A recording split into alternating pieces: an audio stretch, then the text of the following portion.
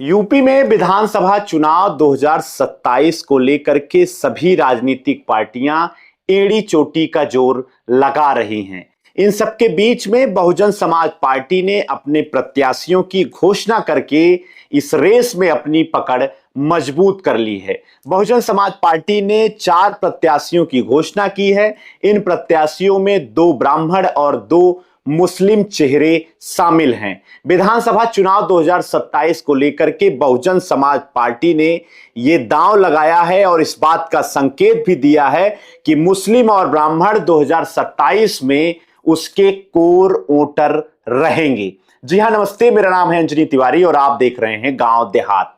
Bahujan Samaj party की supremo बहन कुमारी मायावती की ओर से मुस्लिम और ब्राह्मण चेहरे को प्रत्याशी के रूप में घोषित किया गया है और जो सबसे पहला टिकट बहुजन समाज पार्टी ने दिया है वो ब्राह्मण चेहरे को दिया है।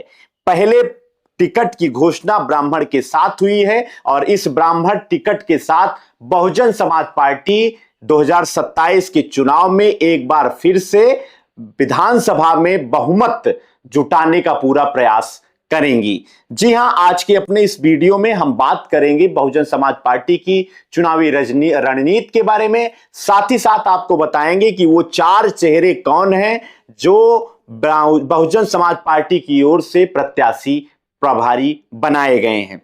जी हां, पहला टिकट बहुजन समाज पार्टी की ओर से 25 फरवरी को बीएसपी की ओर से जनपद जालौन के माधवगढ़ सीट से ब्राह्मण आशीष पांडे को विधानसभा का प्रभारी बनाते हुए बहुजन समाज पार्टी ने दिया है। यह घोषणा लालराम अहिरवार मंडल प्रभारी हैं बीएसपी के, उनकी ओर से यह घोषणा की गई है। और दूसरा जो टिकट है वो भी ब्राह्मण को दिया गया है, विनोद मिश्रा को। विनोद मिश्रा जौनपुर के मुंगरा बादशाहपुर क्षेत्र से जो है विधानसभा से उनको टिकट दिया गया है। मुस्लिम अबुल कैस आजमी को प्रत्याशी प्रभारी बनाया गया है।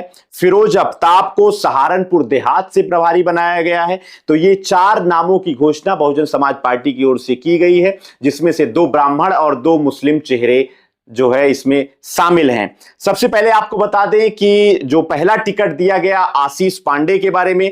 आशीष पांडे जनपद जालौन के माधवगढ़ सीट से इनको प्रत्याशी बनाया गया है। विधानसभा के प्रभारी हैं, 14 साल से ये राजनीति कर रहे हैं बीएसपी की और इनकी घोषणा मंडल प्रभारी बीएसपी के लालराम अहिरवार की ओर से किया गया है। और रियल एस्टेट के कारोबार करने वाले आशीष पांडे पिछले 1.5 दशक से बहुजन समाज पार्टी की राजनीति कर रहे हैं और बहुजन समाज पार्टी ने उनके ऊपर विश्वास दिखाते हुए उनके नाम का ऐलान किया है और पहला टिकट आशीष पांडे को, ब्राह्मण को, बहुजन समाज पार्टी ने दिया है।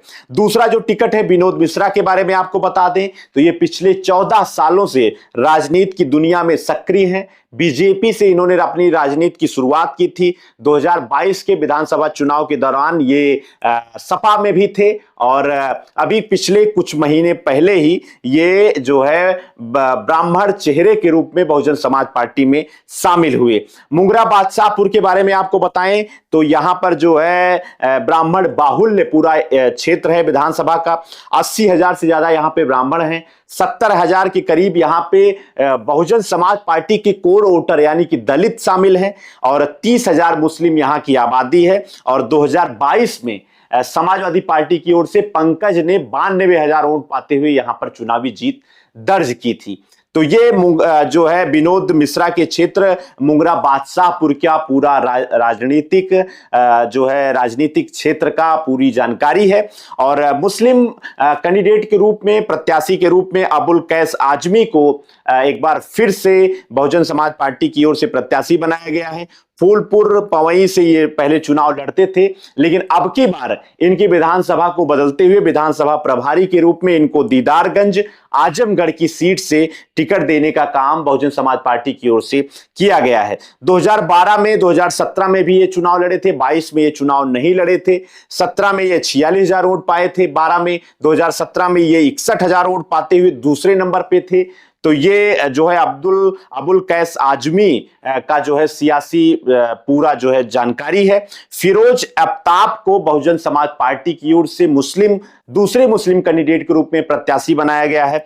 सहारनपुर देहात सीट से इनको टिकट दिया गया है। 6 महीने पहले ही ये बहुजन समाज पार्टी में शामिल हुए। इनके चाचा जनता पार्टी की ओर से 1977 में विधायक बने थे और इनके पिताजी ने भी चुनाव और पार्टी बनाई थी। तो ये पूरा जो है समाजवादी पार्टी की ओर से 2 ब्राह्मण और 2 मुस्लिम कैंडिडेट को टिकट देने का सियासी मायने क्या है, इसके बारे में भी आपको चर्चा करके बताते हैं।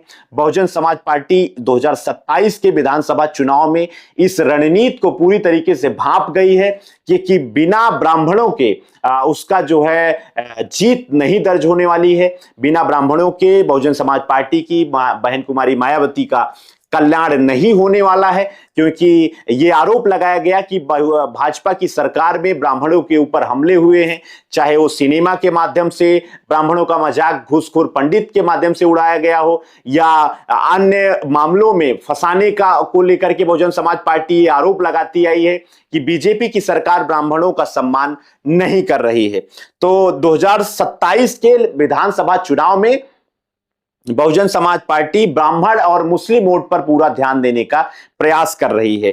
4 में से 2 जो कैंडिडेट हैं वो ब्राह्मणों की घोषणा की गई है, 2 मुस्लिम हैं।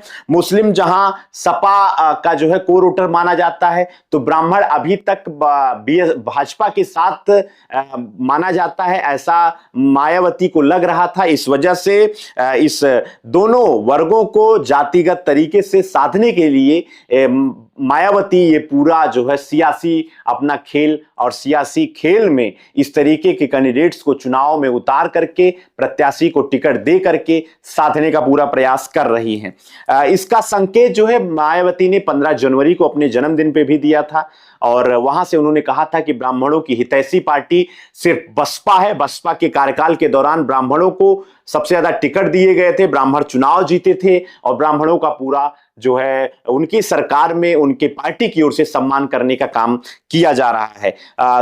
7 फरवरी को बहुजन समाज पार्टी का जो एक पदाधिकारियों का बैठक था वो उत्तर प्रदेश और उत्तराखंड का, वहां पे भी ये पूरी जानकारी बहुजन समाज पार्टी की ओर से खुले मंच से मायावती ने ब्राह्मणों को अपनी पार्टी से जुड़ने का आह्वान किया था, अपील भी किया था। सपा और भाजपा की अगर बात की जाए तो 2027 का जो चुनाव रहेगा, विधानसभा का जो चुनाव है, उस चुनाव में उत्तर प्रदेश में अगर जातिगत तरीके से बात करें तो यहां पर सपा के जो कोर वोटर माने जाते हैं, जिनके नाम के आगे यादव लगा रहता है, यादव बिरादरी के जो लोग हैं, वो उनकी जो संख्या है मात्र सपा के पास 8 से 9% रहती है और 19% जो मुस्लिम पूरी जो है संख्या है, अगर इसको देखा जाए तो उसके बावजूद भी सपा के पास 27% मात्र जो है मुस्लिम और यादव वोटर्स, उसके कोर वोटर्स रहेंगे। लेकिन उत्तर प्रदेश में दलित की जो आबादी है वो 20% है। मुस्लिम समाज जो है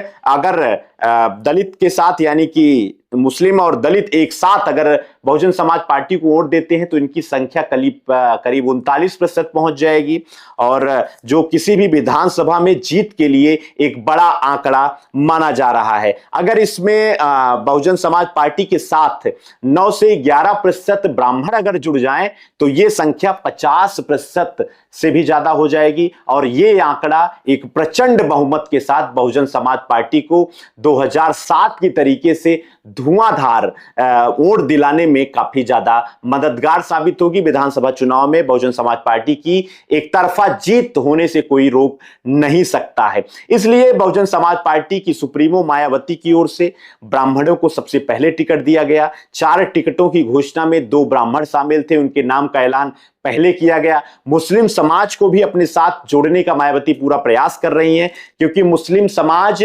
बहुजन समाज पार्टी के साथ इस समय जुड़ रहा है, समाजवादी पार्टी के साथ वो खिसक रहा है। यानी कि बहुजन समाज पार्टी एक बार फिर से जातिगत राजनीति को, सियासी समीकरण को साधने का पूरा प्रयास कर रही है। बहुजन समाज पार्टी जून तक अपने प्रत्याशियों की घोषणा भी कर देगी, ज्यादातर प्रत्याशियों की घोषणा करेगी। तो मायावती की जो रणनीति है विधान विधानसभा 2027 को लेकर के वो बहुत पुख्ता और स्पष्ट तरीके से मायावती पूरा काम कर रही हैं और उसकी शुरुआत मायावती अपने पिछले साल की 1-2 रैलियों से कर चुकी हैं। फिलहाल बहुजन समाज पार्टी की ओर से घोषित किए गए प्रत्याशियों के बारे में आज हमने आपको इस वीडियो में जानकारी दी है और अधिक जानकारी विधानसभा चुनाव की, उससे पहले पंचायत चुनाव की हम आपके बीच में लेकर ऐसे ही आते रहेंगे। चैनल पर अगर आप नए हैं तो कृपया चैनल को सब्सक्राइब कर लीजिए। देखते रहिए गांव देहात। आपका बहुत बहुत धन्यवाद।